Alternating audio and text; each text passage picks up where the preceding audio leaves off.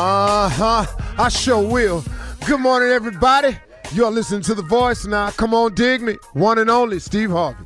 Got a radio show. One more time, partner. Steve Harvey got a radio show. Man, how amazing is that? How good has God been to me?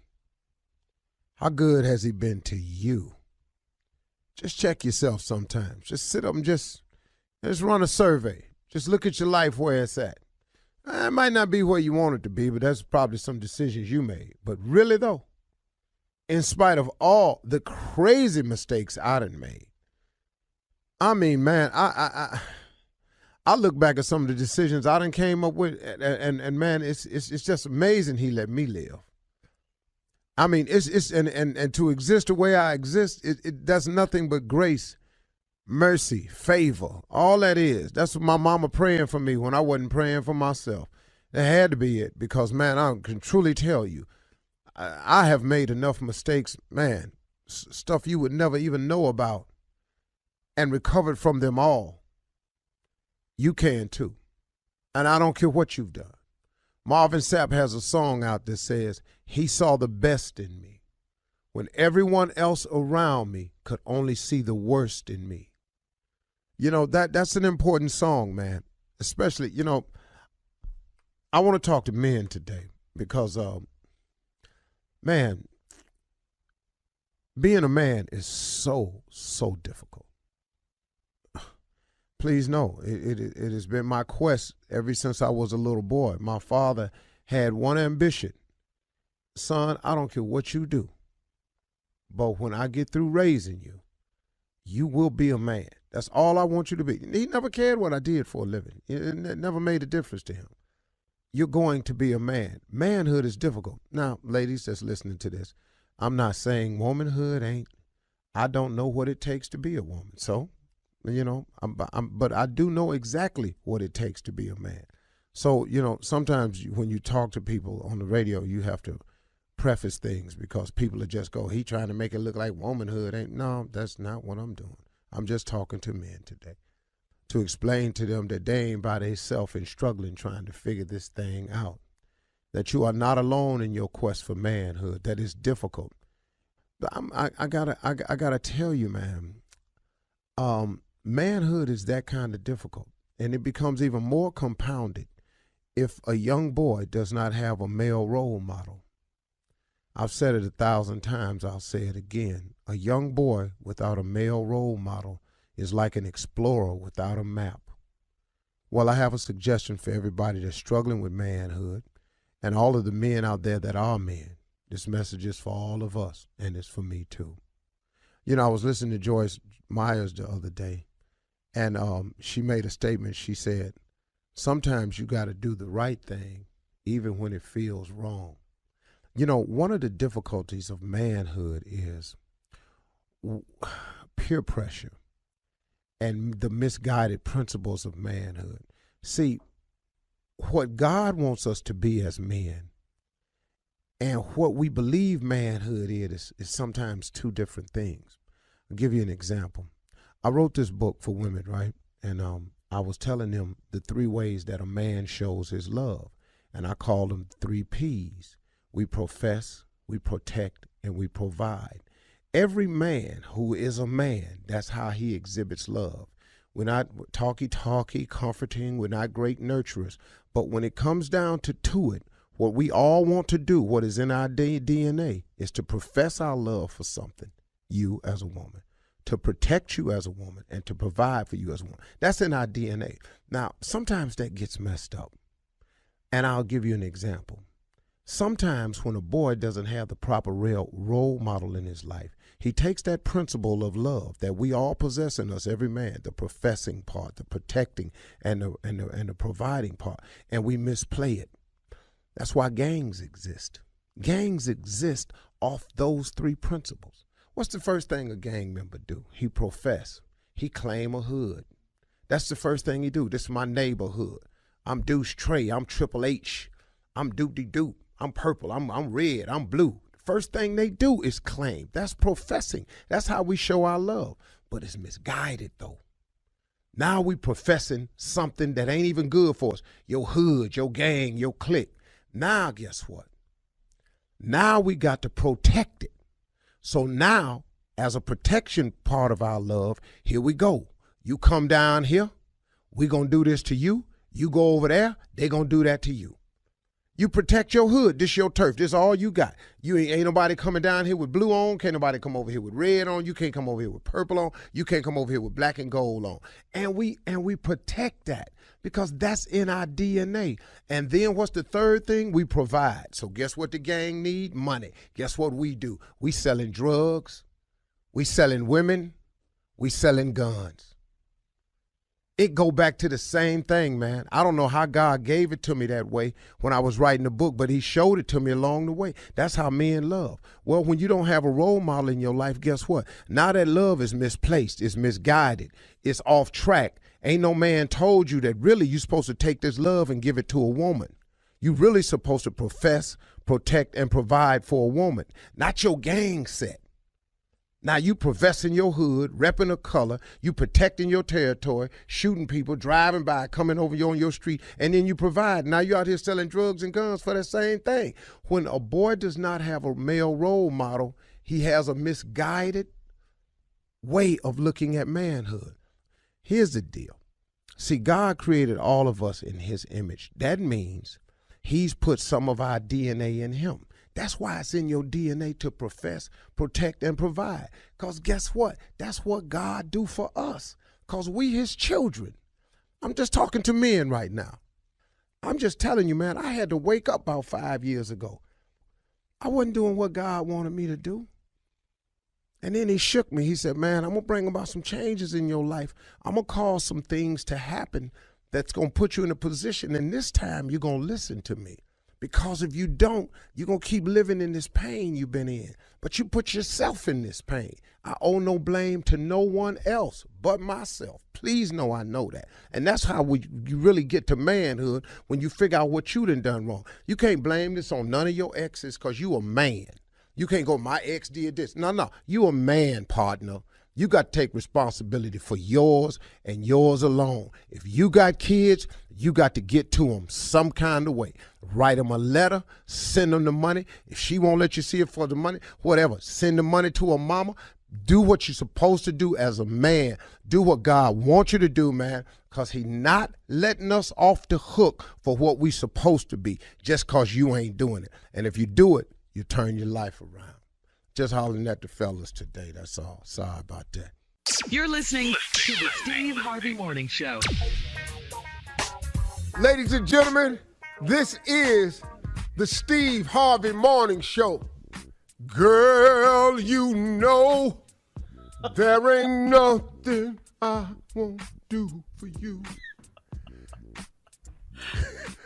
You are crazy. Girl, don't ever doubt my love, 'cause it's true.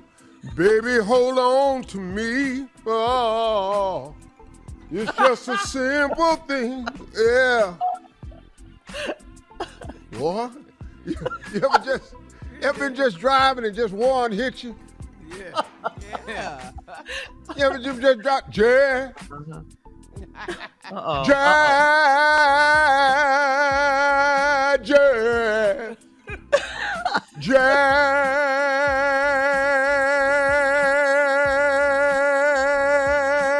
Let me just hit you. Wow.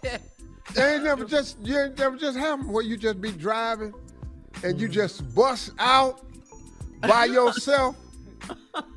Damn the key. Damn who want to hear it. Damn where the song start. Hold it on. Very hard to do when love's gone. That's no lie. Just anywhere in the song. And just give it to them. That's how we starting the Steve Harvey Morning Show. Ain't no telling how we gonna get it to you this morning. Shirley Strawberry. Who that was. Good morning. Man, hell no. Jimmy, who was that? Holding on? Uh-huh. Oh, Orange Juice Jones? Wow.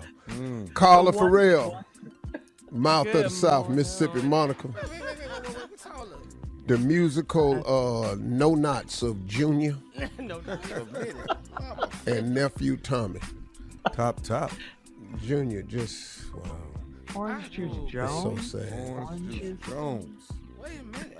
I Saw you Hey, that Boys same don't thing. even go that hard. walking though. in the rain. He can't even go that hard, Juice Jones. But that's why he went hard, because of that Never song. thought He was like, oh, y'all think I can't go hard? He He's said, hold it capable on. of singing sane. that hard. ever. He was a rapper. Okay, well then let's saw have this musical moment. No, then. he wasn't. So- Okay, well, let's so- have it then. Not a so singer. So who was that? God. Okay, was who a was group. the first song? Baby, hold on to me. That's Eddie and Jerry. Who? That's his boy. Eddie Levert and Jerry Levert. Yeah. Yeah. I knew that. I know Oh, okay. Man, Who's the thank you, first Lord. two? Father and son. Okay. Yeah. If you just Yeah. said something else, I'd have slapped you. So Slapped him. Father and son. that. He's supposed to know that. He was on the road with Gerald. He's supposed to know that. Yeah, I know. Yeah, hold on, let me see. I Let me spent a see year if and I a half can with think Jerry. of something. Let me see. Y'all, you got to get this one. This was the. Oh yeah. Yeah. That's Tony Rafford. That's Tony. Yep. Oh yeah. All right, look. Tony, What Tony, song did Tony. they sing that? France a man die. Coming up at 32 minutes after the hour, the nephew is in the building to run that prank back right after this. You're listening to the Steve Harvey Morning Show. All right, it is time for the nephew to run that prank back. What you got for us, Neff? About to turn your lights off. Are you? About to turn your lights off. Cat dog, if you would. You didn't have them turned off before. Come on, Cat. Hello, I'm trying to find Gerard, please. Yeah, this is him. Hey, Gerard, how you doing? This is Mason, man. I'm the guy that turns the lights on and off if you haven't paid your bill. And I'm over Okay. here at your house. I'm actually getting ready to turn the lights off, but I'm trying to. It's a courtesy call we're supposed to give. If people can pay their bill before we turn them off, then we collect and we keep moving. You say who are you again? I'm Mason. Exactly, sir. And you say you about to do what? I'm getting ready to turn the lights off because the bill hasn't been paid. I'm getting ready to turn the power off. Are you here at the house? No, I'm at work. Okay. Well, listen, is there anyone at the house that can make a payment? Make a payment. The payment right now that I have is $221.36. Is that right? For what? The electric? For the electric bill. Yes, sir. No, sir. No, there's nobody at the house, and I don't think I owe that much. Well, that's what I have right now. It's $221.36. No, see, my wife, she already paid that, see. Okay. Well, they don't have a record of that. I'm in your driveway right now. I'm getting ready to turn this thing off until a payment has been made. Well, see, there's nobody home right now. Okay, well, if no one is here, then I have to follow through and continue and go ahead and turn the power off until everything is rectified. Oh, you in my driveway? I'm in your driveway. Sir, is there anyone here? Or how far are you from here? I'm at work. I can't get off right now, but you got to get out my driveway. No, sir. I'm not going to be able to leave your driveway until I actually turn the power off. Can't turn my power off. I got food in the refrigerator. My kids got fish that, come on, man. Well, what do you mean you got fish? What does that mean? I can be there in 30 minutes to give you the cash right now. Sir, what do you mean when you say you got fish? Fish tank. Oh, a fish tank. You have a fish tank? Okay, well, sir, I understand that, but Sir, listen, I'll be there in 30 minutes. You stay right there. Don't touch nothing, okay? So I can't be here 30 minutes. I can't wait that long. 30 minutes, I'll be there with cash, and I'll pay you, what is it, 200 what? What is it? We don't accept cash, sir. We're gonna need a money I don't order. have time to go to. I'll be there with the cash, 30 minutes. I can't take cash. Are you listening to me, sir? Are you listening to me? I'm listening to you. I can't take cash. I need a money order. I'll be there in 30 minutes, okay? Sir, I have to turn your power off if you're not here. I give everybody 10 minutes. 10 minutes where they can pay it, or we can actually turn it off. Now, you tell me what you want me to do. I'm going to call my wife real quick, all right? Real quick. Sir, I don't have time to call you. I don't have time for that. First of all, sir, I'll get me upset. My wife don't mess up bills, okay? First of all, okay? Okay, if she doesn't mess up bills, then what the hell is going on? I don't know. I'm going to call her real quick and we'll get this straight, okay? Okay, well, sir, I don't have real quick time. What we have to do right now is I have to do this. I have to either turn your power off, you get it turned on. Now listen, I can come back and turn this thing right back on next week. It'll be a $150 penalty. But to reconnect me. First of all, you need to get the out of my yard, first of all. So I call your supervisor. Sir, I'm here because I'm supposed to be here. I'm here because you haven't paid your bill. I'm going to call my wife. We're going to get this straight right now. I'm here because you haven't paid your bill. I paid my bill. My wife pays my bill. Well, how do you know she paid it? Because you don't know a damn you don't know anything. Hold up.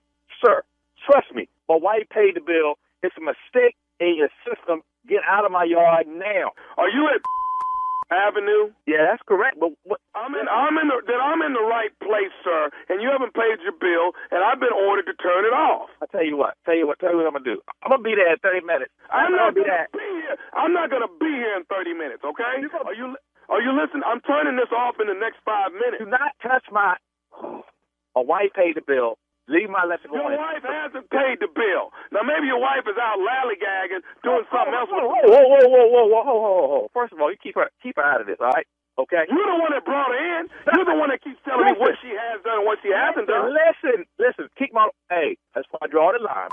I'll be there in 30 minutes. Me and you can talk. I'm not going to continue to go back and forth with you, sir. I don't have 30 minutes. I got 10 minutes. You understand me? I'm going to leave right now. I'm going to get in the car right now, okay? I'll be there in 30 minutes. Sir, I don't have 30 minutes. I'm turning it off. You can call downtown and get headquarters to turn it back on, and we'll come back out here, and it's a reconnect fee for $150. So I got to come up with $300. Oh, hell no. Sir, your bill is $200 and something, and that's going to be a $150 reconnect fee. That's some what the No, hell no. Hey, I'll be there in 10 minutes.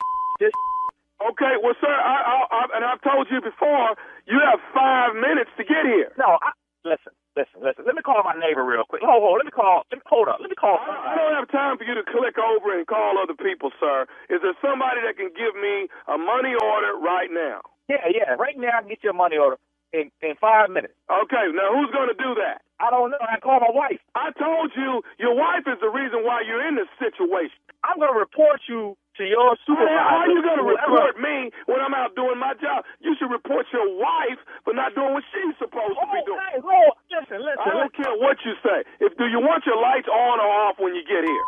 I want my lights on. What the do you got lights on? Your lights are getting turned off in the next 2 minutes because your wife didn't pay the damn bill. I'll tell you. Excuse me? I'll tell you. Listen, keep my wife's name out your mouth.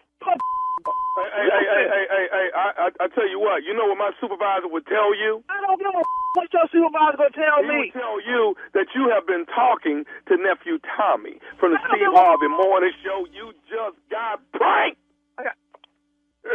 Oh, that's some stuff, man. I was on my way to... Your coworker got you, Joseph. He got you. I'm going to get his... Man, don't do that no more, man. Man, you had me... Hey, I got one more thing to ask you, man. What is the baddest radio show in the land? Come on, man. Steve Harvey Morning Show. The nephew Tommy.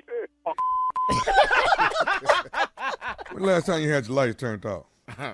Oh, Lord. Been a minute? Always been at the inappropriate moment, though, I tell you that.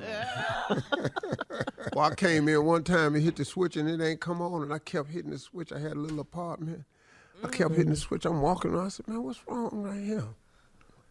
It didn't take me long to realize. Pink It don't take black people long. All right. God. Thank you, nephew. Coming up next, Ask the CLO with the Chief Love Officer, Steve Harvey, in the building, ready for your love questions right after this. You're listening to the Steve Harvey Morning Show. Coming up at the top of the hour in entertainment news, J-Lo and Ben Affleck are engaged again. Again. But not moving to Bel Air just yet, okay? Hold your horses on that one. And Blac Chyna is suing the Kardashians for millions. We'll talk about all of these stories at the top of the hour, but right now it is time to Ask the CLO. This one is from Nadia in Tuscaloosa. Nadia writes, my college bestie and I fell out a year ago over my ex. They became the best of friends all of a sudden, and it bothered me. My husband saw her recently and asked what was really going on between us, and she told him. he's mad, thinking I still want my ex. How do I convince him that's not the case here? Well, you know what, Nadia, you kind of messed it up because, you and your college bestie fell out over your ex, but you got a husband. See, you saved that for last. So I don't see really what you give a damn what your ex do and your bestie, but when your bestie told your husband, now your husband going, well, damn, what you mad about that for? And he's correct. Find you something else to be mad about, Nadia. Let that go. Because that ain't it. That ain't it. So how does she convince her husband that she doesn't still want her ex? You know what? I'm through with this. I don't care what nobody do. I was more upset with my friend than anything because she knew if I want her to take on my feelings. I can't stand him. I want her to not stand him. And for her to be my friend and then all of a sudden that's what I'm upset about. I don't give a damn about him. That's facts. Okay. All right. Okay. That part right there. All right. Here we go. Brielle. You hate who I hate. Yes. Hate with me. Hate with me. You don't cry Brielle with me. You don't know me like that. Right. Brielle in Pensacola says, I called my husband's phone several times while he was down in our basement because I needed his help to flip our mattress. He said he missed my calls because his ringer is off. I noticed it's been off for a week, and he said it's his phone and not up for discussion. Why did he get so defensive and rude? I don't know. Oh, yeah. Can't talk about this phone. What's he doing down there? I don't know. He down there in the basement and the phone was off. What's he doing? You know, is that where his man cave at? Maybe he was down there getting some peace. You upstairs flipping mattresses. You know, you ain't said you wanted to do nothing with the mattress. You just needed some help flipping the mattress. No, don't try to. Now all don't he try to interested twist in is it. flips on the mattress. Now you want him to come here and flip the damn mattress. I don't really know that he's doing nothing wrong. His phone is off, and he at home. But Steve, he said it's his phone and it's not up for discussion. You can't. I mean, really? That was a stupid thing to say. Yeah. That's Just what say, she hey, wants to baby, know. I'm sorry. I've been cutting it off. I'll cut it on. I'll cut it back on. My bad. Sometimes I just don't want to hear it ring, so I just cut it off. I was watching a game or something. I didn't want to be disturbed. That would have been your answer. But, dog, it's my phone. It ain't up for discussion. But it is, though. Oh, yes, it is. See, that's what you don't. We discussing it now. Yeah. Yeah, she said, why did he get so defensive and rude? It should have been his job to stop talking about that phone. Huh? He just got to stop talking about that phone. Just turn the ring Dog. off. Hey, we'll talk about something. Don't talk about that phone. Why she How- can't or just how come down about to the this? basement? Why we got to answer the phone? Why you just can't Answer the come down call. Because What she's do you upstairs want? in the bedroom trying to flip the mattress. Well, let me ask you a question, Tommy. there? Yes. Has someone ever called you that's in your house? Called you in your house? Yes, they have, and it gets on my nerve. You know where I'm at. And Tommy, I'm it either gets on on this my patio- nerves too. Yes. But when she called, I got to pick this phone up. Okay. Thank you, sir. But they don't Okay. never want Okay, this is nothing. really okay. But it don't matter what they don't want. What you doing back there? I ain't doing nothing. I'm doing the same thing I've been doing. Watching TV. What? What is it? Right, there you go. We're moving on. And I can't This is flip gonna no be an mattress no argument more. at the I'm not house. throwing my All back right. out behind me. Okay. That's why. Anonymous in Flint says, I'm married, but I've been sexting with a man that's younger. I send him nudes. I send him some nudes, and he said he wants me bare down there. So I went and got it waxed. I have never been completely bare before, so how do I explain this to my husband? I have no aren't you? idea. I have no idea. I don't know what to Nothing. tell you. I don't know what you've been doing. I don't know if you know what the latest is. It ain't really my business what you do down there. But I don't know how. You don't. What I don't a know. husband gonna say, dog? Oh, okay. Oh, we doing it like that now. We bear wrestling. It depends on how old he is. Because she say she texted sexy with a younger one, and he Yeah. want to see it down there. Now, obviously, y'all old because shaving ain't in y'all's manual of things to do. So, if you old people, it just, looks a little different, I would assume. I don't know what's going on down there no more like I used to. I used to know what the trends was. I don't really know trends no more. Yeah, you ain't seen but one in a while. You out that game now. Yeah, I don't really know about trends no more. So I don't know what they doing and what they ain't doing. It's still the same. It's No. When I was out there, it was a new thing was just, whipping clean, Everything clean and changing. sheen. Everything was, I was there for the change. I don't know if things have gone back or nothing like that. Oh, my Lord. I wish I could help you, but I don't know. Like I say, the trends. Yeah, We I was don't there really, during the transition, though. Yeah, I saw the transition, and I appreciated it, too, because it just made things a lot more, presentable Clearer. and easy. It was lack of confusion, all this here, but that, don't want it, just That's was funny. different. I thank the Lord for it, too, glory. that time in your wonderful. life. Boy, God, that I lived you there. have- I must admit, Uh-huh. from growing up in segregation to waxing, I just want to thank the Lord that I saw all the changes. I didn't have a cell phone till I was damn near 30. Thank you, Lord. I saw all the changes. You are not going to civil rights this situation Yeah, right here. That's what this is. So that's all I can say. Segregation. Yeah. We will march on this, though. Yes, I done come across the bridge. I done 7 times around the Justice Center with Al Sharpton. I done all of this. There ain't no more. Steve, this is Yeah. crazy. Oh, my I God. done sat down at the counter downtown at Kresge's with my Let mama. me go. White Get your folks hands wouldn't off me. feed us. We set fire to the place. I was there for that. Yes, Lord. You're not going Thank to you, do Lord. it. I broke out of one day at Rose and Blooms and stole a green leather jacket. 4 sizes too big. Yeah, I did. Thank you. I was there for that. Oversharing. Well, I was there for But that Tommy, sexual too. revolution too. That change. I saw the this. transition. Yes, I saw it. Lord, that scared me at first. I didn't know what it was, but once All I right. realized, it was Listen. Coming up, beautiful. sorry about that Thank to you, our Jesus. audience. It's way Coming up more at the beautiful. top of the hour, we'll have some entertainment news for you right after Ooh, this. it's pretty. You're listening to the Steve Harvey Morning Show. All right, in entertainment news, Jennifer Lopez casually announced her engagement once again to Ben Affleck. She did this on her members-only website. Jennifer showed off her rare, very rare and beautiful green diamond ring. I didn't even know they made diamonds in green. Her diamond ring is estimated to be upwards of $10 million. J-Lo said green is her lucky color.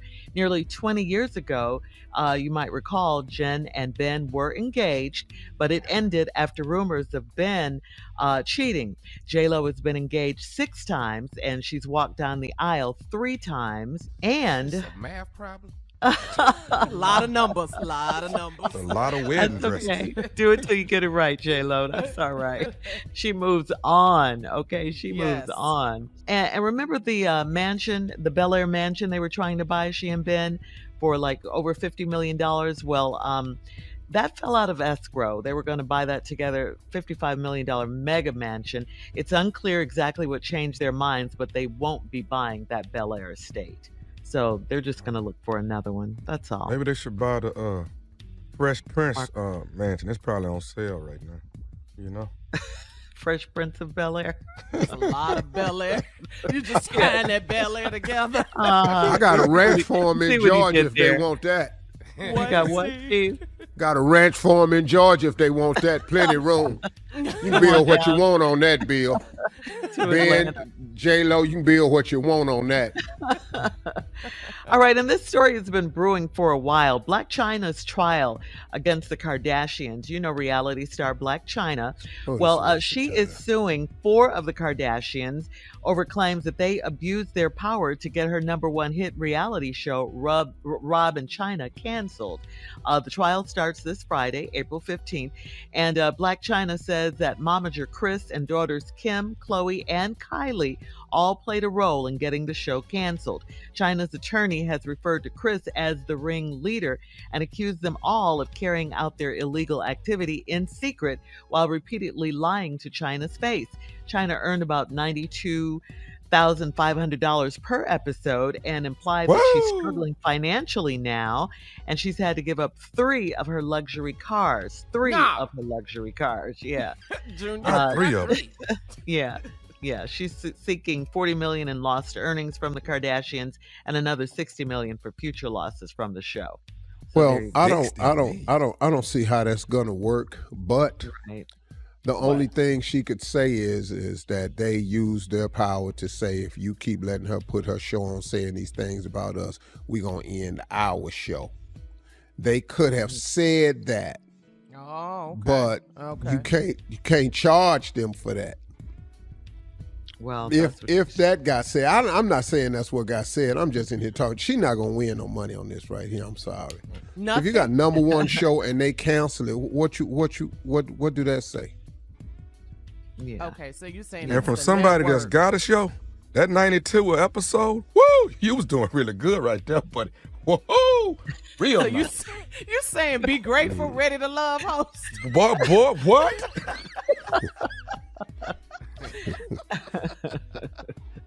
And then, wait a minute. It was a blessing. And then, wait a minute. And then that's almost $100,000 per episode. I wish you would give me $92,500 a show. What? Meanwhile, he's not taking that. I don't get. I want the 92. And he frowning at actually. Yeah, that's almost $100,000 an episode. You would give me yeah. I'll take it too. Shoes. What you talking about? I ain't mad at that at all. At all. What? At all. Oh, please understand, it's good money now. Right. That ain't nothing to sneeze at. Every week? Yeah. You can count on that? For 22 weeks? Yes. Mm-hmm. Nice. No wonder that's only 3 of her luxury cars. That means she has more. Yeah. But I don't think that you got to say nothing like that. I don't think you should be saying, I got to give up 3 luxury cars. Yeah. Like, oh, poor baby. You'd have been better off says, I've had to give up my cars. I don't have anything to drive now. You can't say I gave up 3. Yeah, 3 my luxury car. And this is still 2 in the driveway. Nobody feels sorry for you, Steve. Yeah. No. Right. Right. So, all right, so that's entertainment news. We're going to switch gears here now to national news. Very serious story. It was a horrific scene in the Sunset Park section of Brooklyn, New York, Tuesday morning. 29 people were hurt, 10 by gunshot on a busy subway train. A suspect wearing a gas mask opened 2 smoke canisters and then began shooting a high-capacity handgun. When the train reached the 36th Street station, the doors opened and smoke and people poured out. 5 of the injured were in critical but stable condition. Police have identified 62-year-old Frank James as a person of interest in the shooting, though he hasn't been named as a suspect. James rented a U-Haul truck in Philadelphia where he lives, and the keys to that truck were found in his belongings left behind at the station. They later found the van in Brooklyn. So, do they have him? No, they don't have him yet. They're looking for him. Yeah, Not they're at looking this for him, moment. right. That's a damn shame. Well, he drove all the way from Philly. Yeah. But praise God, though, no one is deceased so far. Right? There's none deceased right now. No, just shot and injured. So let's pray for those people and hope they recover. Absolutely. And have great, healthy lives with no long-lasting, Yeah, that's what the president said. As a matter of fact, President Biden said he's praying for those injured and thanked the New York City first responders. I hope they catch So we'll have more of the Steve Harvey Morning Show. Oh, Tommy, ain't no way they ain't gonna catch you. Got his name, boy. We'll have more of the Steve Harvey Morning Show coming up right after this. You're listening to the Steve Harvey Morning Show. Hey, everybody, as promised, we got our special guest. We got an old family member on the phone, y'all. He's a medical and diet expert. He's a New York Times best-selling author, creator of several national health initiatives. And like I say, he's an old friend, family member. We used to talk with him all the time, so this ought to be good, man. He was a regular contributor on the show, So we're glad to have him back. And he's here back today to preview his newest book. Y'all sit up. Summer's coming. You always trying to figure out what to do. We got it for you. Ladies and gentlemen, the book is called Plant Power. Please put your hands together for family member, the one and only Dr. Ian K. Smith. Good morning. Good morning, Doctor. Hey, fam. Good to be home, y'all. Good to Morning. hear y'all. Dr. Ian. How you been, man? Oh, man, I'm blessed, and God is good. I'm grateful. And I'm Steve, you know me. I'm like you. I'm just out here just trying to change lives and put it better. And it's just, I'm honored to be able to do it, man. I'm honored. Well, I'm interested in this one right here because I've thought about this, and so now I got my man on here to give us the facts. Your new book is called Plant Power. Now, the tagline for the book is, flip your plate, change your weight. Flip your plate and change your weight. All right, now that's pretty catchy, man. Tell us about Plant Power. Yeah, this has been the most personal health book I've written because, listen, I love steak and ribs and cheeseburgers like everybody else, but I just felt like I was eating too much meat. And I know the benefits of plants, and I just wasn't getting enough. So I said, let me try to wean myself. I don't want to eliminate all my meat and seafood, but let me try to cut down and increase my plants. So Plant Power is my 4-week journey of reducing meat, not eliminating. Once again, if you want to be vegan or vegetarian, that's fine. But this is about people who say, I'm somewhere in the middle. Like, I still want to have my chopped brisket and that kind of thing every once in a while, but I still want to have more plants. And so I did it for 4 weeks. It was amazing, y'all. I got to tell you, my energy level improved, my sleep improved, my thinking improved. And then I put this in my group. I got a Facebook group that's called Plant Power, and everyone should join it. It's phenomenal. The average weight loss, y'all, in 4 weeks was 10 to 12 pounds just by eating more plants. This has been a life changer for me and a lot of others. I'm in.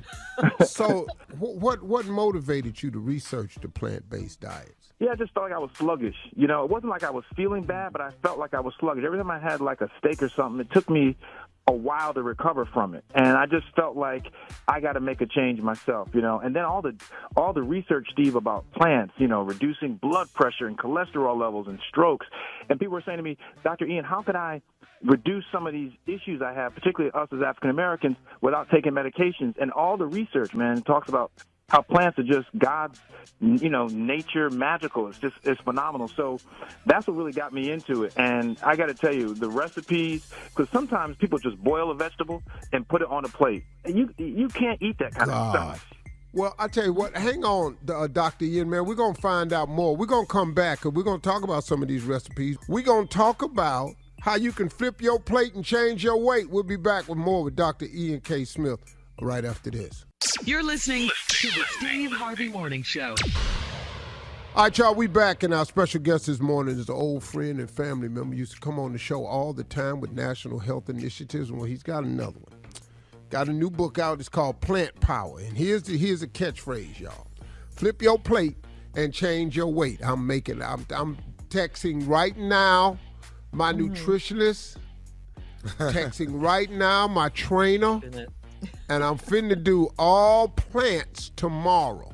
Okay. But I'm going to give them a day to work on some stuff because I like my plants to sort of kind of taste like meat. And you can do that. So let me ask you this, Doc. The plant-based has come a long way. I don't know what your recipes are in your book, but you can kind of get that texture and taste in plants now, can't you? You can, but I got to tell you something. I just want people to be a little careful because now it's a big marketing thing about meat substitutes. And a lot of these meat substitutes, unfortunately, they highly process them. And the person who works with it will tell you this. They put a lot of calories. They put fats. They put the bad fats. They put the saturated fats. You want unsaturated fats. They also add a lot of sodium, and you got to be careful of that, and bad oil. So what I tell people is, listen, and on page 36 in the book, I talk about the things you need to look for when you're buying some of these plant alternatives or these meat substitutes. And I'm not saying they're all bad. I'm just saying you got to be careful. But, you know, you can find plant and veggie burgers that definitely taste and look like meat. You just got to be careful what the ingredients are. Wow. I'm always, dog fight, with my weight and everything. And We all are. Yeah, we all. Especially after the pandemic. Yeah, let me ask you this, though. What have you found to be some of the most surprising benefits of following a plant-based diet? Well, everyone thought that they were going to have meat withdrawal or they were going to have all these meat cravings. And let me tell you something. After about 4 or 5 days, everyone kept saying, man, I don't miss it. I still get to have it because, once again, you can still have some meat and some seafood, but no one missed it. And that was amazing how they just felt like this was great. The other thing is that there are a lot of people, Steve, who have high blood pressure. And some of them were coming off their medications, cutting their medications in half, lowering their cholesterol levels, all these things, only because they did one thing. They just ate more plants and less processed meat. And I'm going to tell you something, like in the recipes in our Facebook group, they post these recipes. One of my favorites is page 214, spicy Thai vegetable stir fry. When you eat that, you're going to be like, meat what? Because it's just like, it is so good and so filling, you just can't stop eating it. So I just want to tell people, listen, open your mind, open your palate, believe in it. And I'm helping people, Steve. You know how I like to do, Steve. I got people who I'm doing individual counseling for free in our Facebook group at Plant Power. So I just want to help as many people as possible, particularly us, be able to eat a little healthier and be able to reap the benefits. Wow. I like it. What do you think the K stands for in Dr. Ian's middle name? Kelp. Yeah, kale. Kelp, kale. If you're from where I'm from, cabbage. Collard Cabbage with the K. Yeah. You say it hard enough, that's what it sounds like. That's right. That's right. Hey, Doc, so look, man, give us the reason why the Steve Harvey Nation need to get their hands on this book. If you could, It's very simple. Go ahead. Yeah, it's very simple. Listen, y'all. We have got to eat a little better. Not perfectly. I don't eat That's perfectly. true. I'm not advocating you eat perfectly. But if we make small changes in what we eat, what's at our table, we can make a huge change in how long we live, how better we live, how happy we are. And it's something that the whole family can do. With Plant Power, you are not going to have to be a vegan or vegetarian, though you can be if you like to. With Plant Power, I'm saying just have balance. And when you lose that weight and start feeling lighter and having more energy, you are not going to want to go back to eating red meat every single day. I did it. I love red meat as much as anybody, so just trust me. It's easy. Join my group, Plant Power on Facebook. Follow me on Insta at Dr. Ian Smith. Spell the doctor out, I-A-N Smith. We're going to do this together. Steve, you know how I like to roll. We're going to do all this together and change people's lives. Well, we got it, y'all. Steve Harvey Nation, there you have it. Flip your plate, change your weight with Plant Power. It's available online and anywhere that books are sold. The book is called Plant Power by Dr. Ian K. Smith. Dr. Ian, man, good to see you again, brother. Thank you very much, man. Much love, man. Love y'all. Peace. Much love. All right, Doc. Thank you, Dr. Bye, Ian. Dr. Ian. See y'all. Coming up next, it is the nephew and the prank phone call right after this. You're listening to the Steve Harvey Morning Show. Coming up about 4 minutes after the hour, it's my strawberry letter for today. The subject is, he's hiding money in our raggedy house. But right now, it is time for the nephew and today's prank phone call. What you got for us, Neff? We gonna need a Uber hearse. Uber hearse. Really? Yeah. Don't tell me I mean, the it phone happens, in the back. y'all. Don't tell me It the phone in happens. the back. Don't tell It me happens. Mm-mm. Uber No, it hearse. doesn't happen. No way. Where does You gonna that get in here. You gonna get in here and get if you want to get where you got to go. You gonna get in here so I can get you there. All right, Uber hearse. Cat dog, if you would. Hello? Hello, I'm trying to reach Sean, please. Yeah, that's me. What's up? Hey, Sean, how you doing? My name is Brian. I got you on schedule. You ordered an Uber for tomorrow morning. I think Yes, you're sir. Yes, okay. Are you scheduled to go to the airport? Correct? absolutely. Yeah. Okay. All right. And I want to make sure you wanted an SUV. Yeah, I wanted an SUV. Okay, and that's 9211 West. What is that? Holman. 9211 That's West correct. Holman Drive. That's correct. Okay. All right. So I'll be outside tomorrow morning. We're talking about 7 a.m. pickup, correct? That's it. I got you. You got it. Everything's on point. Okay. All right. So listen, I wanted to let you know this, man. You ordered an SUV. I'll be there tomorrow. I'll be there probably a little bit before 7 a.m. You know, when you guys order Uber way in advance, you know, we try to get there almost like a car service and make sure we get you where you got to go. And I know the traffic's going to be a little crazy. So, I'll be there on time. I'll be downstairs waiting on you, all right? I'd appreciate it. Can't miss Okay. the flight. Now listen, I'm a SUV, but it's a kind of a little different. So that's why kind of the reason for the call. I wanted to kind of give you a heads up that I am an SUV. So I just want you to look for the black hearse that'll be outside. A hearse? Yeah, I'll be in a black hearse tomorrow morning at 7 a.m. Okay. Okay. I thought it's an SUV or a hearse. No, it's a hearse. It's a hearse. Actually, what's happening is I have another drop off at the airport as well. You know, it won't affect you at all, but there'll be a body in the back. But that has to. We're trying to get that to the airport too. But you know, like I said, and as a matter of fact, it's a actually body. Wait a minute, hold on. You with me, man? No. I ain't trying to ride on no body. Well, there'll be a body, but actually, this is costing you less. You know what I'm saying? So you don't have to. Look, man. Well, I'm supposed to lay down next to this son. What you talking about, man? Dude, it'll be. I ain't riding with no body. Hang on, man. Listen, you wanted an SUV. I'm not riding with no body, dude. Are you tripping? Cancel this trip. I'll get another Uber or some I'm not riding with a body, dude. Okay, if you cancel, that's going to cost you $50. $50? Well, man, you just downloaded the app. Here's the deal. I know for a fact when you cancel Uber, it's $5. I'm canceling, and that's going to be $5. It's not going to be no $50, dude. It's going to be $50, sir. It's different when you have. Look, my man, you can pay me $1,000. I'm not riding with a body. You feel me? No, I understand you. I understand you now, but do you want to get to the airport or not? Look, why don't you lay down next to the body and you drive yourself there with the body, like in the passenger seat? I'm not doing that. Tell me what the problem is. I mean, obviously, you used to driving around with bodies and That's not my thing. You know what I'm saying? What's the problem? I mean, you're going to be in the front of the hearse. You're not going to be in the back. We'll put While your the body's in the back. We'll put your luggage in the back. I mean, that'll be fine, right? Yo, my man, you tripping, man. This is crazy. You calling the wrong with this crazy bull, dude. I'm not doing none of that. What part of that don't you understand? I'm going to get you there on time, sir, but it's going to be in a hearse. That's all the difference is, man. You'll be riding in a hearse when I'm supposed to be laid out in it. You understand? Right now, you got me up. What kind of phone call is this? Well, I mean, what's the problem? Obviously, you're used to rolling with dead bodies and hearses and all that shit.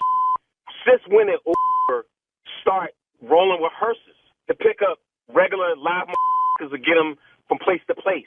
This is some crazy shit. I want you to think, when did you think that it would just be cool as a regular picking up a body and just driving around in the street? I don't know, man. I mean, I got two jobs. You know what I'm saying? I do Uber, and I also, work for a mortuary. So, you know what I'm saying? So, but my vehicle is certified and Uber approved it, so I'm able to use it as an SUV as well. So you calling and you giving rides to live and they don't have no reaction to riding around with a body in the back. Well, sometimes there's a few people act a little, it's a little different for them. I get it, But like I said, the only reason why I'm calling you, obviously you don't get that because you're trying to hit me with a $50 charge that I'm not going for, and you're trying to get me to ride with a dead body, dude. I'm not doing that. So I tell you what, bro. I'm gonna tell you this right here. And I'm gonna get off the phone. Tomorrow at 7 in the morning, me and Tommy gonna be there. So be looking for us here. Who's Tommy? The body? No. Me and Tommy gonna be there tomorrow morning at 7 a.m. You understand? Just be ready for that. Then you and Tommy gonna have a problem. Okay. All right. Tell that to Tommy though, because see, Tommy don't take this too kindly. So tell it to him in the morning. Who's Tommy? Is he on now? Okay. You don't know who Tommy is? No, I don't. Who the is Tommy? Okay. Do you know Tommy from the Steve Harvey Morning Show? Do you know nephew Tommy? Oh, come on, man. Hey. Oh, man. That's a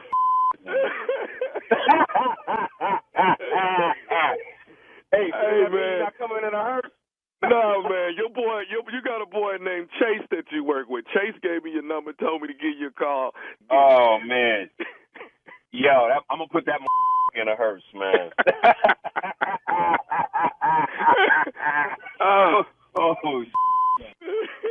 Hey, man, you got to give me one more thing, man. What is the baddest? I'm talking about the baddest radio show in the land. The Steve Harvey Morning Show. Hey, man, I'll pick you up at 7, all right? Be there. All right. Them hearse ride good. They ride good, though. Whatever, man. They ride good. It's a smooth ride. It's a nice ride, man. It ain't really bumpy. It's just a smooth ride. Y'all ought to do it sometime. Y'all want me to scoop y'all up? No, Anybody want to ride? Nobody want to ride? No. Oh, you going to get one eventually.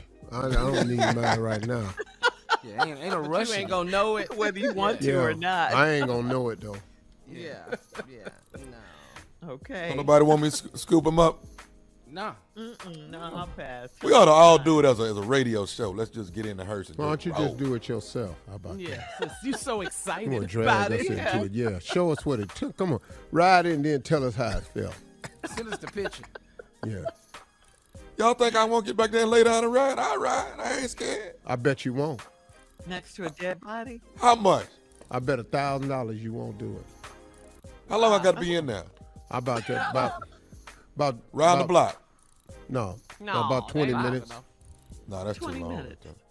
That's 15. 15 minutes. 3 minutes. I go round the block, come right on back, get my ass up out of there. No. You wanna be in there.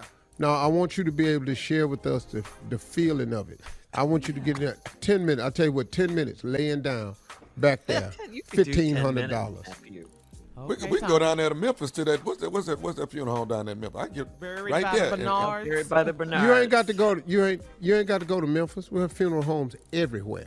Every city. You ain't got to go to Memphis. Trust me. You ain't even got to get on the plane. I just right, need it come- filmed, and you got $1,500. 10 minutes. Lay down in the back. Let me sleep. Strawberry letter coming up next. Let you sleep subject, on it. He's hiding money in our raggedy house. We'll get into that right after this. You're listening to the Steve Harvey Morning Show. It is time now for today's Strawberry Letter, and if you need advice on relationships, work, sex, parenting, and more, please submit your Strawberry Letter to Steve Harvey FM. All you have to do is click Submit Strawberry Letter, and we could be reading your letter live on the air, just like we're going to read this one right here, right now. And it might be yours. You never know. Could be. It could be yours. Buckle up. Hold on tight. We got it for you. Here it is. Strawberry Letter. Thank you, nephew. Subject, he's hiding money in our raggedy house. Dear Steve and Shirley, I'm a 49-year-old married woman, and my husband is 59. We've been married for 6 years, and this is my first marriage and his second. We dated a good while before he asked me to marry him, and when I accepted his proposal, I told him that I didn't want to live in the house that he and his wife and kids lived in. He rented out his house, and we bought a fixer-upper house in a great neighborhood. I wanted a new house, or at least one that was in great condition. He promised me that he had some great contractors that would make my dream a reality. The house is so old that we still have linoleum tiles on the kitchen floor. I contacted a professional company to get a flooring estimate, and I wanted to replace all the laminate countertops in the kitchen. It had been 6 years, and I saved up money to do a few little things. He hemmed and hawed, but he eventually helped me pick out our flooring. He didn't offer to help me pay for anything because he said it was my impatience that led to the renovation. A few weeks later, we were packing up to go to my parents' home temporarily while our floors are getting installed, and I just happened to be peeking in at him in the bedroom. He carefully pulled a big envelope out of a shoebox, and I saw hundreds of dollars. I ran into the room and tackled him and grabbed the envelope. All he could say is that he had to keep a stash because I love spending his money. I don't know how he thought it was okay to hide this large sum of money from me. I'm wondering if he planned to leave me in this raggedy house. Is that why he's not interested in doing any upgrades? What is he up to? Well, before we get to that, I just got to say the visual of you busting in the bedroom and tackling your husband. It's just a little funny, okay? That visual is funny. And I mean, you ask the question, what is he up to? Who knows what Mr. Secretive is up to and why is he being so shady with his money? I'm all for having your own money and not having to always ask someone, your husband in this case, for cash. And of course, there's also the house money and the bill money. But just something about this doesn't sit well with me. I mean, first you say it's been 6 years since you've been in this fixer-upper and nothing has been fixed up. And didn't you also say that you saved the money yourself with no help from your husband? He said it was your impatience that led to the renovation. I don't understand that statement. What is he talking about? It's been 6 years since you guys have been in that house, and nothing has been done. I mean, it's his house too. He seems like he would want it remodeled. I mean, especially the linoleum floors. The only explanation he had for stashing is that you love to spend his money. His money. I mean, it's our money. You guys are married. You're spending money on the house. You saved the money for the house. Is he trying to say if you knew he had this secret money, you would have spent that on the house or something else? I'm so confused with that statement. I mean, what is his stash money for if it's not for the house? He sounds just very cheap to me, very selfish to me, and he doesn't have any intentions after 6 years of fixing this house up. I don't see that. So now that you've caught him with this money, you need to find out what he's up to. We don't know what he's up to. Insist, if you guys are going to stay married, on a joint bank account for the house, for the renovations. It's been 6 years. Let's go. Both of you should be contributing, not just you. It's his house too, and it's his cheapness why his first marriage failed. These are some of the questions you need to ask him. If you find out the answers to this, maybe you'll find out what the money he stashed is all about. Other than that, I don't know. This is crazy. You need his help. Steve? I don't know about this letter right here. I'm a little bit thrown off. See, he's hiding money in our raggedy house. But the name of this letter to me is somebody lying / we ain't hearing the whole truth. I don't think so. See, we just not hearing this whole story, I don't think, because something is missing in this story. It don't set right with me. But one of Uncle Steve's favorite things to do, and one of my skill sets, is to dig under the surface to find out what's really going on. Ladies and gentlemen, let's go under the skin to find out what's going on. Now, she's 49, her husband is 59, that's a 10-year difference. Been married 6 years, my first marriage, his second. That's a little telltale right there. This your first time, he done this before. He's seen the movie before, in other words. We dated a good while before he asked me to marry him. When I accepted his proposal, I told him I didn't want to live in the house that he and his wife and kids lived in. So guess what he did? He rented out his house. He honored that request. That was a big one. This man already owned the house, but you didn't want to live there. He said, cool. He rented out the house, and he bought a fixer-upper house in a great neighborhood. I wanted a new house, or at least one that was in great condition. He promised me that he had some great contractors, and he would make my dreams a reality. The house is so old, we got linoleum tiles on the kitchen floor. I contracted a professional company to get a flooring estimate. I wanted to replace all the laminate countertops in the kitchen, and after this, I'll tell you what happened, why you ain't got no kitchen yet. All right, Steve, hold on. Part 2 of your response is coming up at 23 minutes after the hour. Today's Strawberry Letter subject, he's hiding money in our raggedy house. We'll get back into it right after this. You're listening to the Steve Harvey Morning Show. All right, come on, Steve. Let's recap today's Strawberry Letter subject. He's hiding money in our raggedy house. Yeah, he hiding money in your raggedy house because we don't know the whole story. But you've been married now for 6 years. He's rented out the house you told him you didn't want to live in, what his former wife and kids had, so he rented it out as a good husband would do, and he bought a fixer-upper. You kind of wanted a new house. He told you that he had some friends and stuff, and he'd get it fixed up. Well, you wanted a new house. He said he had some contractors, and the house is so old that y'all got linoleum floors on the kitchen. So you contact a professional, come to get a floor next minute, and I want to replace all the laminate countertops. It's been 6 years. I've saved up money to do a few little things. He hemmed and hawed, but he eventually helped me pick out the flooring. He didn't offer to help me to pay for anything because he said it was my impatience that led to the renovation. Now, this is where the letter gets tricky. It's your impatience that led to the renovation, or was it his lie that led to you having to save up to get the renovation? See, now we're about to peel back some of the skin on this onion right here and put tears in your eyes. I think it's because of the fact that he's been married before and you ain't. He's seen this movie before. Now, you're telling me that you've been saving up a little bit of money for this laminated floor, right? And he wasn't going to go for it. Whose kitchen is that big? How much that floor cost? So I don't know how much you had to save, but it's a kitchen floor. I don't know what you saved. I'm not passing judgment. I don't like to do that. But you saved up your little bit of money. But we talking 6 years, though. 6 years. So what have you been doing, and what have y'all been doing with the money for 6 years? See, you've been buying something. And I think you may be buying some stuff that ain't got nothing to do with nothing, and he saw his money slipping away like he did with his previous wife, so he started stashing money before she get her hands on this right here too. That's what I think happened. You know, and then I see, here's what led me to say that.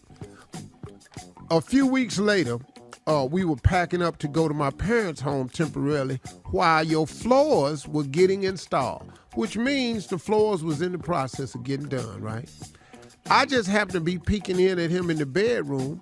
He carefully pulled a big envelope out of a shoebox, and I saw hundreds of dollars. You, being the gold digger that you are, ran into the room and tackled and grabbed the envelope, dove on the man. Now, he was surprised because obviously you blindsided him. He didn't see it coming. You make this head jerk back, slobber, wrap around his head a little bit. He didn't know what was happening because you tackled him in his lower back because he had that envelope down low counting that money. All he could say is he had to keep a stash because I love spending his money. That's the key. See, for 6 years, he been watching you spend money on all types of stuff. Now you come up with you on a floor. Now this man going, wait a minute, man, hold up. I've been chipping in. We've been doing this here. You got me renting out this house that I already paid for. Now you over here, we were trying to do something else, but you just spending money. You mess around after 6 years and save them money for a damn flow. And now you in here tackling me for cash. See how that look? He thought it was okay. I don't know how he thought it was okay to hide this large sum of money from me. I do, because he didn't want you to spend it. That's why he was hiding it. I'm wondering if he planned to leave me in this raggedy house. Is that why he's not interested in doing any upgrades? What's he up to? Well, it seemed to me like he's up to what you ain't up to, trying to save a little bit of money. Because he said you be spending all his money. And a man will do that. A man will hide some money if he think you're going to spend it all. Every man I know has done it. What about the line about her impatience led to the renovation? What does that mean? They've been in the house for 6 years and they still haven't gotten it renovated. I said when I read the letter, I don't think it's her impatience that's led to the renovation. More it is his lie that led to her wanting to do the renovation. The woman got every right to want to fix her house up. Most women like living in nice homes. And it's a representative of a woman. When people come over your house and your house ain't right, the woman takes the blame for that, not the man. Thank you. Girl, what's she in here doing? How she got all this food laying? Who decorated this right here? What's she tripping? Part. So all of that. I understand that's not her fault. He lied and said he was going to fix the house up. But what happened was, as he was trying to save, He was just watching her spend. So now hold up. I can't take what I'm saving and renovate this house because she's spending all the other money. Let me save some of this money, which I would be spending on renovating the house. But since she's spending all the money, we ain't going to have no damn money. That's how she found him hiding the money in the envelope. But now she done managed to save up a little bit of money to get this flow done after 6 years. But he got the flow money in that box. He got the flow money and wall money in the box. I think what happened here is we have a spending problem, which leads to more divorces, finance, and even infidelity. And y'all will get left in that ragged ass house if you keep spending money like that. The whole damn letter is your fault, lady. He needs to help her fix up that house. All right, look. Thumbs down. Oh. So she can make him a home. Please leave your comments on today's Strawberry Letter on Instagram and Facebook. It's not about you. Facebook and Instagram on SteveHarveyFM.com, and check out the Strawberry Letter podcast on demand. Coming up next, it is Sports Talk with Junior right after this. You're listening to the Steve Harvey Morning Show. It is time now for Junior and Sports Talk. What you got, Junior? Okay, Shirley, the WNBA draft was the other night. Ryan Howard was selected number 1 from the University of Kentucky by the Atlanta Dream. First time that the WNBA draft was in person in New York since 2019 because of COVID. And now Brittany Griner is still being held in Russia on drug charges. She's been there since February. The WNBA says it's still trying to fight for Brittany, but they understand it's going to be a process. Phoenix will still pay, the Phoenix Mercury is still going to pay her salary. Which brings me to a question, Unc, like if one of us had got kidnapped or taken hostage or, being detained, would you still pay our salary? Just want this ad. Yeah, your money is cut off immediately. You didn't even give it any thought. I just thought he would think about it, T. I think that's great. WNBA still gonna pay her, and just on the Steve Harvey Morning Show. No. If we get detained, I'm gonna need you as a hostage to really want to get out. What I'm not finna do is keep supplementing bad behavior. You know, well, at least I'm getting paid. No, you're not. You need to get your ass out of there and get back to work. Yeah, I'm trying to motivate you as a hostage. Sitting up here, thank the Lord, I'm still getting paid. No, you're not. I just want to know what type of boss I have. No. Your ass needs to get free. Sitting up in there comfortable like you just all right with being a hostage. Oh, no, we not. Up in here eating free food over in, you're not, no. Well, Brittany does get to see her lawyers twice a week. In other news, baseball is back. And did you know this, Unc? I didn't know this. The Cleveland Guardians, they changed the name from the Indians. The Indians is gone? Indians is gone. What difference it make? We ain't going to win. Cleveland coal miners. What you want to do? You can call us whatever you want to. Hell, we ain't finna win. So what? You can call it the Cleveland champions. We not going to win. And then also, lastly, in NBA news, Frank Vogel has officially been fired from Los Angeles. He finally heard the news we heard already. He just got it yesterday. So Frank is out. It ain't his fault. It's really not. I think he's a scapegoat. It would not. But the way I would play them, I would have Westbrook as a sixth man. And when Westbrook come on the floor, I would let LeBron or AD sit down and let it be the Russell Westbrook show so he could get back to who he is, and that would be his greatest contribution to the Laker basketball team. If they don't run it, because he's not going to be effective as long as LeBron on the floor, because it's LeBron's team. Ain't no basketball. All right, Junior, thank you. Coming up at the top of the hour, a man gets caught naked on a work video conference call. We'll talk about that when we come back right after I can understand that, though. You're listening to the Steve Harvey Morning Show. A New York City housing authority official has been suspended for 30 days without pay after being caught naked in bed with a woman during a work-related video call. A 17-second video posted on YouTube of what was supposed to be a routine video call for staff shows the male employee who works as an administrative housing superintendent completely naked, lying next to a woman as his stunned coworkers watched. There were at least 50 upper-level managers and superintendents on the video conference call. And when the woman appeared in the video, all you could hear was, "Oh my God, no!" Oh my God, no is right. So the question for you, Steve, is out of all of us working on this show, who would you expect this type of behavior from? Tommy. No, you would not. No, you would not. Tommy. No, I ain't gonna do nothing stupid like that. What? Wait. But you use the word in a sentence? I ain't gonna do nothing stupid like that. Not at But all. see, what other form of stupidity would you do? I wouldn't do that. He didn't get fired. He just got suspended for 30 days I without pay. understand that, but I want to thank the Lord that Uh-huh. video conferencing just started. Mm-hmm. Because if there was any footage of the stuff I used to do on phone calls, Thank you, Lord. boy, I'm with you when you're right, Steve. So did he accidentally leave his Zoom on, Shayla? What happened? I don't know he had how. to have- yeah, he I don't had know to. how. Yeah. He's naked in bed with the woman. He had to have forgot to have turned it off. You know, he forgot to turn it off. Is there John footage here. of this anywhere? Because It's on YouTube. is there footage anywhere, Monica? Can you send it to me? He probably ain't in shape, though. What? What Yeah. does that matter? Most How embarrassing superintendents for him, ain't though. in shape. Would you be embarrassed, though? Well, I know you would. Would you be embarrassed? Well, if it you- depends on the angle you caught me at. Yeah. I got a couple. You might be proud. Yeah, I got a couple proud ass poses now, you know.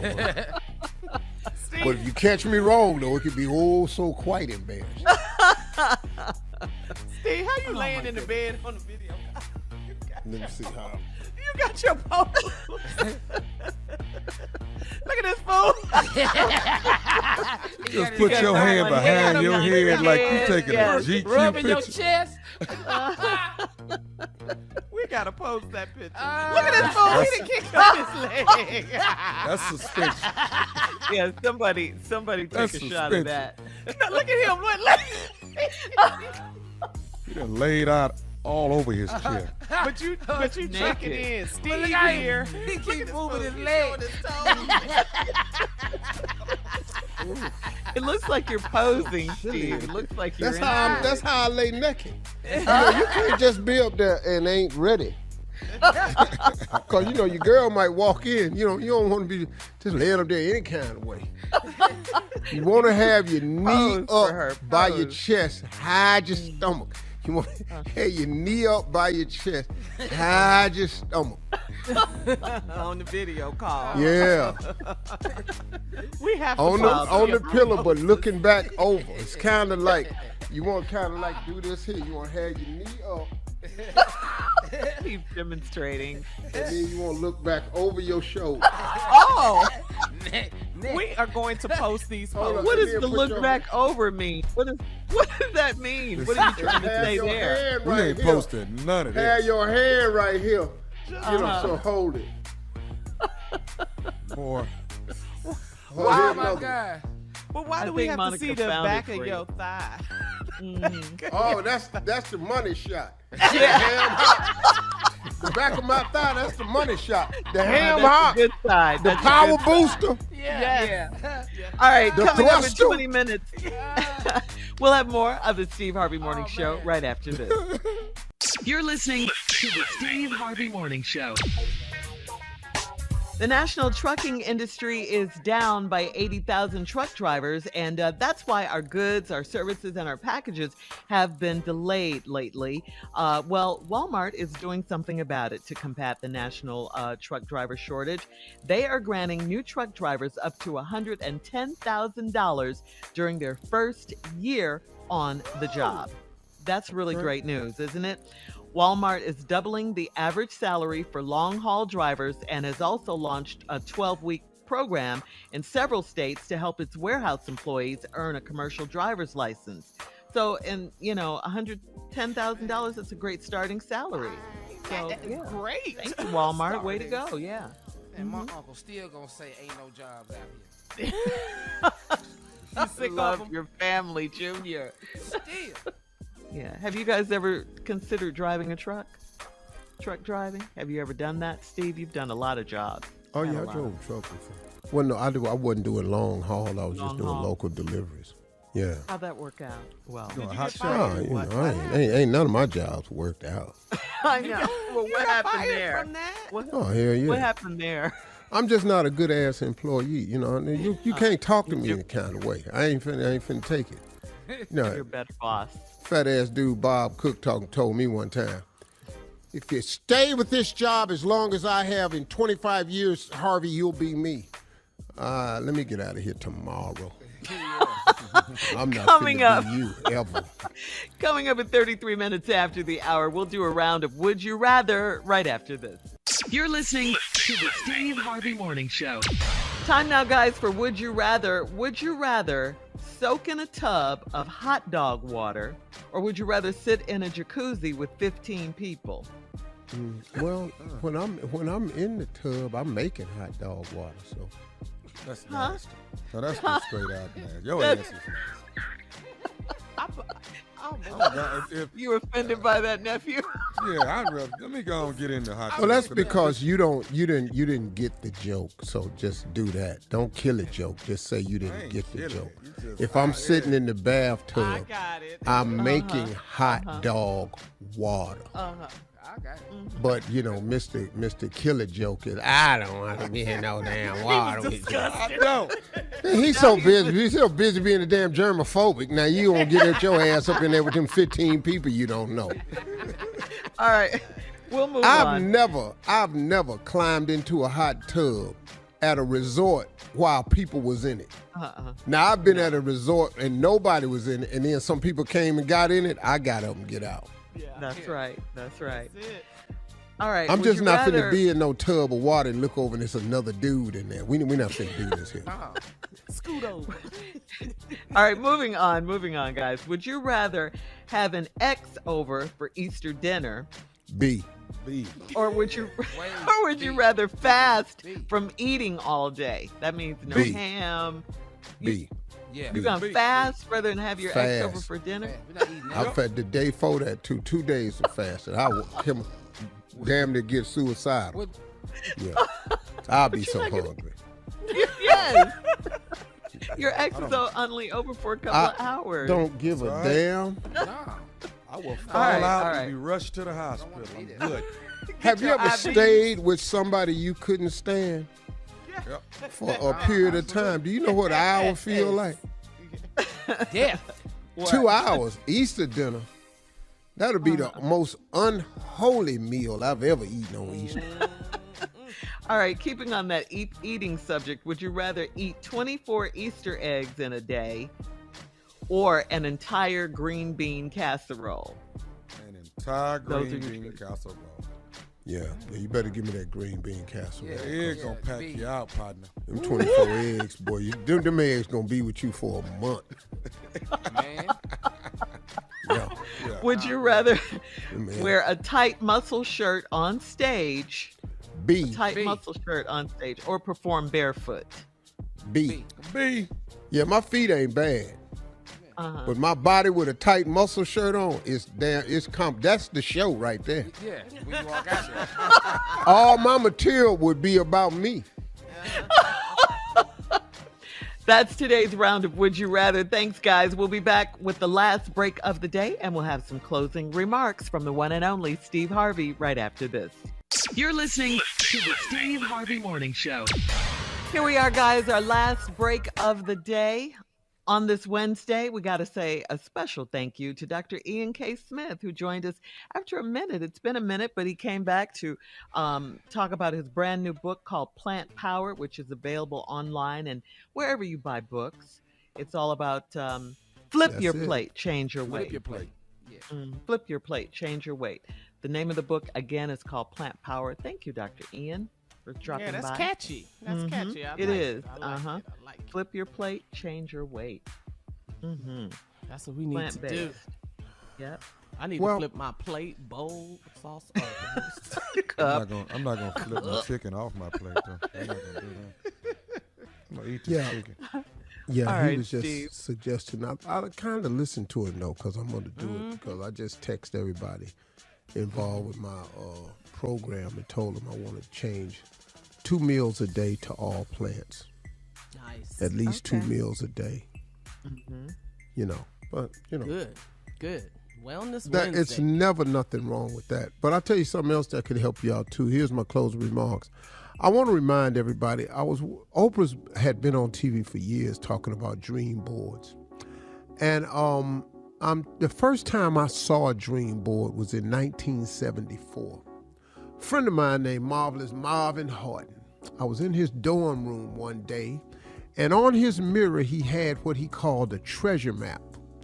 And on this treasure map, he had things on it. And to graduate in 4 years, that was his plan. To pledge Omega Psi Phi, that was his plan. And he had several other things, but he had a treasure map and he had timelines on it. And I'd never seen that. And I stopped him. I said, "Hey, Marvelous," I said, "what is this right here?" He said, "This was like a treasure map, man." Later to learn it was what's called a vision board. He said, "But this is how I put the things in front of me, my goals and hopes and wishes and aspirations." He graduated in 4 years. He is a member of Omega Psi Phi. And he's retired now. He worked in the defense for the government. And he's retired now. I watched this cat pretty much do all the things he said he was going to do. Well, that was the first time I saw a vision board, or what he called a treasure map. What I later discovered was they were called vision boards, and I started mine later on in life. I wish I knew what my friend knew in 1974, but I didn't. I just didn't. And part of what I want to talk to you about is, it don't matter when you learn it as long as you learn it. Because the application of wisdom, faith, and understanding is never too late for that. It could be the right time for you. The fact that I didn't have a vision board didn't stop the fact that I should have them. Well, right now, I'm probably on my 6th or 7th vision board. I just had my son come over Sunday. We sat outside, cooked outside at the kitchen, and I had him redo my vision board. My son was talking to me. He said, "Wow, Dad, do you know, man, that everything you put on your vision board, you have to change because it comes true." And that's what I want to talk to you all about, the power of that vision board. Don't think or don't underestimate the power of writing it down. Don't underestimate the power of putting up a visual. Now, I'm a picture guy, so I do very well with pictures, demonstration. If I had known that about myself in college, I probably could have graduated. I probably could have been an okay student had I understood that I'm a visual learner. I don't like words and then try to recall and then tell you back on a test what I read. I ain't gonna really remember all that. But if you got some pictures and you put it in the form of a story, oh, my ass is good at that.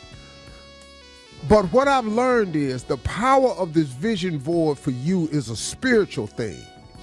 And don't think it don't apply to you. And the fact that you ain't never had one don't mean that this ain't the time for you to start to have one.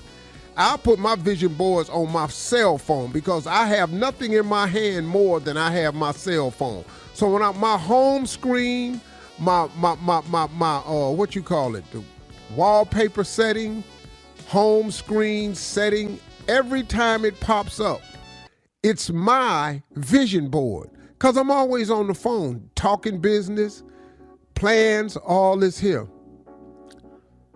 Every vision board I've ever had has come true.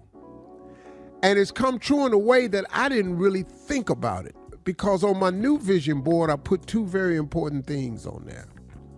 God's will And the way that I ensure God's will is I incorporate a lot more prayer in my life. And the other important thing I put on there is God's timing, which requires my faith. Because I've learned to stop asking for God telling him when to do it or how to do it. I trust in his will is better than my knowledge or understanding. And his timing is going to be different from mine. So I put that on my vision board. I put dollar amounts on my vision board. I put vision for my foundation. I put vision that I have for other people. I have vision for how I want to change people's lives. I put all of that on there, and it comes true. I put on there companies that I want to do business with. I've had to take them off because I'm in business with them. I'm telling you, man, the power of a vision board. Don't overlook it. Go online and learn how to make a vision board if you need to. But you can start with a list of stuff, but I like pictures because I'm a visionary guy. I'm telling y'all, man, start using vision boards and look at them every day and just read it. I'm telling you, it comes true. It requires your faith and belief in it, and that's really the beginning. Now, if you're willing to put the hard work behind it, boom, all your dreams can come true. That's the power of vision board. You really need to think about that. Those are my closing remarks today. And one other thing, talk to God today. He would absolutely love to hear from you. For all Steve Harvey contests, no purchase necessary, void where prohibited. Participants must be legal U.S. residents at least 18 years old unless otherwise stated. For complete contest rules, visit SteveHarveyFM.com. You're listening to the Steve Harvey Morning Show.